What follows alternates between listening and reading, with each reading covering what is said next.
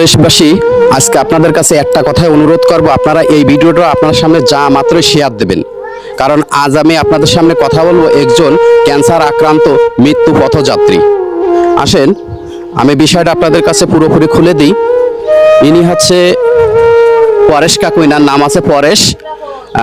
ইনি হিন্দু সম্প্রদায়, সেটা কোনো বিষয় না। আমি মুসলমান, এটাও কোনো বিষয় না। কারণ মানুষ মানুষের পাশে দাঁড়াবে, মানবতা মানবতার দ্বারে দাঁড়াবে। এজন্যই আমি বলবো, দেখেন আমি আজকে আসছি যশোর জেলার অভয়নগর থানার শ্রীধাপুর ইউনিয়নের শ্রীধাপুর গ্রামের এই অসহায় মানুষটির পাশে। এই মানুষটি কিন্তু দীর্ঘদিন কিন্তু এই পরিবারের একটি বটগাছের মতন ছায়া দিয়ে আসছে। এই পরিবারের সুখ দুঃখের সাথে কিন্তু জীবন সংগ্রাম করে পরিবারটি কিন্তু দেখভাল করছে, সারা জীবন পরিশ্রম করে কিন্তু এই পরিবারের সংসার দেখাশোনা করছে। আজ কিন্তু নিজেই আজকে মৃত্যু পথযাত্রী অসহায় হয়ে পড়েছে।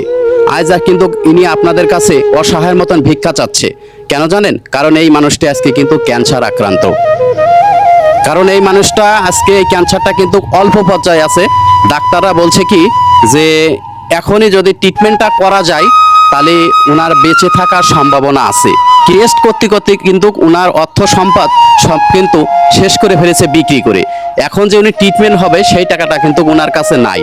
তাই আপনার কাছে লাস্টে এসে আপনার কাছেই হাত পাতেছে যে আপনারা ওনাকে একটু দেখেন, ওনার ট্রিটমেন্টের ব্যবস্থা করেন।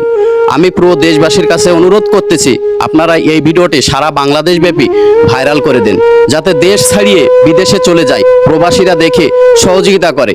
আমাদের কিন্তু অনেক যশোরের প্রবাসীরা আছে বিদেশে, যারা চাকরি করে, কর্ম করে, তারাও কিন্তু আমাদেরকে সাহায্য সহযোগিতা করবে।